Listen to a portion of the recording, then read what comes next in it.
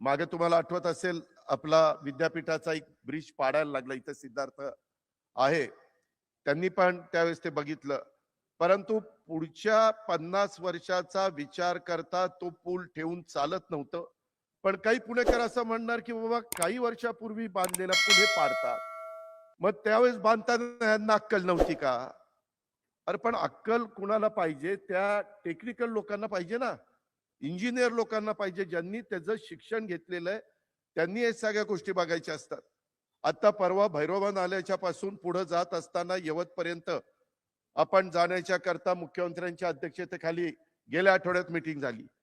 त्यामध्ये इथली वाहतुकीची कोंडी सोडवण्याच्या करता आता तिथला मगरपट्ट्यातनं येणारा पूल, तो तर पूल असा का केलेला आहे की भारतात असा पूल बघायला मिळणार नाही.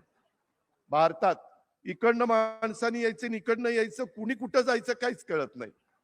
तोही पाडावा लागतोय. त्याच्यानंतर पुढचा पूल आपला हडपसर गाव गाडीतळ येथील सोलापूर आणि सासवडकडे जाणारा. मधी मला काही अधिकारी म्हणले, दादा त्या पुलावरनं आता वाहनं सध्या बंद करायची. म्हणलं काय रे बाबा? त्याचं बॉल बेरिंग म्हणलं अडचणीत आलंय, बेरिंग खराब झाले. अरे बेरिंग खराब झालंय तुम्ही आम्हाला सांगता आणि त्याच्यामध्ये लोक शेवटी राज्यकर्त्यांना दोष देतात. आता तोही ब्रिज काढावा लागणार आहे. त्याचं कारण आपल्याला भैरवा नाल्यावरून ज्यावेळेस आपण फ्लायओव्हरवर चढू त्यावेळेस तो फ्लायओव्हर डायरेक्ट पुढं पार यवतपर्यंत घ्यायचा मुख्यमंत्र्यांचा आमचा सगळ्यांचा मानस आहे. ते खाली रस्ता तिथून पुणेकर जाय करतील, वर ज्यांना सोलापूर रोडला लांब जायचंय ते जातील आणि त्याच्यावर मेट्रो, तेही आपण परवाच्या मीटिंग मध्ये ठरवलंय.